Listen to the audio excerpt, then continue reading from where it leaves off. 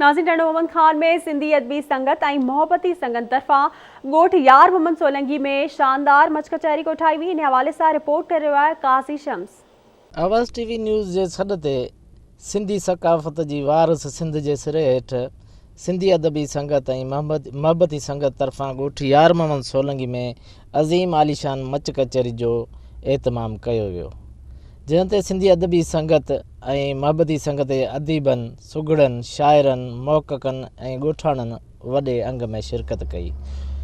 सिंधी अदबी संगत ऐं मोहब्बती संगत जे अदीबनि, सुगड़नि, शाइरनि, मोहक़क़नि ऐं ॻोठाणनि तरफ़ां आवाज़ टीवी न्यूज़ जे सॾ ते 6 डिसंबर ते सकाफ़ती ॾियारे में भरपूर शिरकत करण जो वचन पिणु कयो वियो।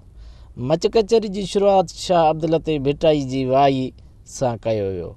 मच कचहरी में सिंधी अदबी संगत टंडो मोहम्मद खान जे आज़म भट्टी, रफ़ीक आस लगारी, अब्दुल करीम सूमरो, अब्दुल गफ़ूर कुंबर, इनाम टिखड़ाई, मुख्तियार निज़ामाणी, निसार नाज़ समूह ऐं ॿियनि आवाज़ टीवी सां पंहिंजा वीचार वंडींदे चयो त पंहिंजी सकाफ़त ऐं तहज़ीब न रुगो शाहूकार ऐं बहितरीनु फरमायो रखंदड़ सकाफ़त आहे ऐं काफ़ी टाइम खां वठी वेझे माज़ी खां वठी सिंधी सकाफ़त जे ॾियारनि जे हवाले सां जेको रुझान रवायती तौर ते शुरू थियो, उहो असांजो जेको रवायती कल्चर हो उनखे उभारण जे लाइ, उनखे जीआरण जे लाइ जेका ही हिकिड़ी कैंपेन हली, असां सम्झूं था उन न रुगो असांजी सकाफ़त खे हथी वठाई आहे, पर असांजा खोड़ सारा सकाफ़ती रंग जेके वक़्त जी हालतुनि जे हिसाब सां माठा थी विया या ख़ामोश पइजी विया हुआ, उन्हनि खे हिकु दफ़ो ॿीहर मौक़ो मिलियो त उहे रंग वरी निखरी साम्हूं अचनि। जीअं असां वटि खोड़ सारो वक़्तु मच कचहरी वारो जेको रुझान हो, जेको लाड़ो हो, या उताक कचहरियुनि जो जेको लाड़ो हो, उहो ख़तमु थी वियो।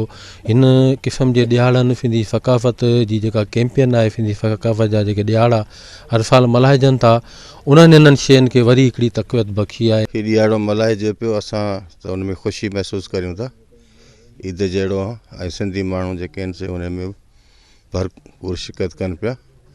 हिन तरह जूं मच कचहरियूं जेके आहिनि से असांजूं इहे रस्मी रवायती ऐं ॻोठनि जूं अहिड़ियूं जायूं जिते पंहिंजो हाल ओरियूं, जिते असांजो इल्मु अदब निसरे, जिते माण्हू कुर्ब वंडीनि ऐं करी मथे सिंध सुकार, दोस्त मिठा दिलदार, आलम सबाबाद करीम। असांखे ॾाढी ख़ुशी थींदी आहे जॾहिं हर साल एकता जो ॾींहुं ईंदो आहे त उन में असांजा सिंधी माण्हू जेके आहिनि से तमामु ख़ुशि नज़र ईंदा आहिनि। ख़ासि करे असांजी जेका कल्चर आहे, सकाफ़त, ट्रेडिशन जेका असां उनखे नुमाया कंदा आहियूं ऐं ही ॾियारा तक़रीबन हुअणु खपनि। ऐं असां वरी बि जेको सो तहे दिलि सां असां हिन ॻोठ में आया आहियूं, हिन कचहरी मच कचहरीअ में, ऐं सभिनी खे असां इहो बि चऊं था त अहिड़ियूं कचहरियूं जेके आहिनि से हर ॻोठ में हुअणु खपनि। मच कचहरी या असांजो सकाफ़त जो ॾिहाड़ो, हिन जी शुरूआत जा सबब कुझु त ॿिया हुआ, पर अॻिते हली जेको आहे सो हिन आलमगीरी जेका हैसियत वरिती आहे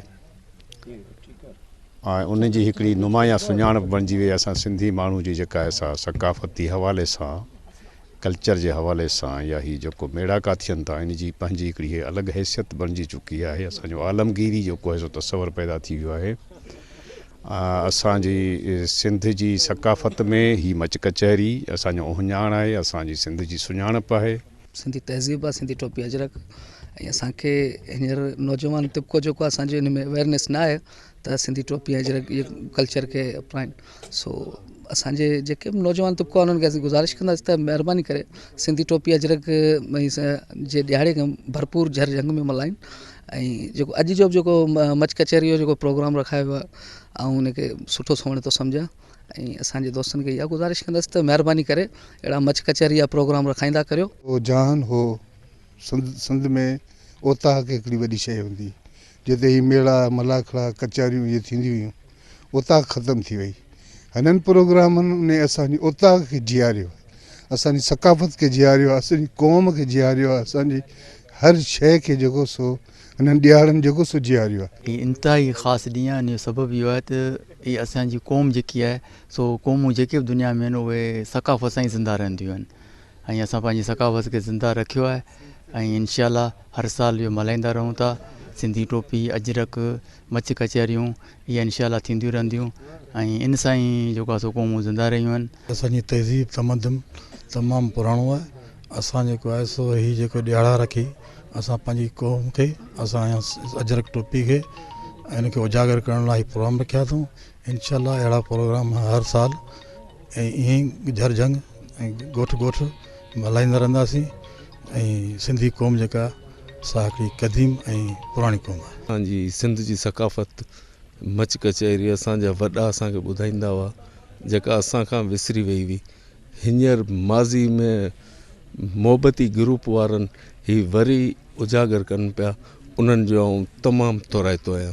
सिंध सिक सिंध शरीर सिंध संदम साह प्यार प्रीत पाबोह जो वहे मंझ स्वाह अल्लाह रखे समान में रसूल करे निगाह नाज़ कर तूं दुआ सिंध सदाई सुखी हुजे।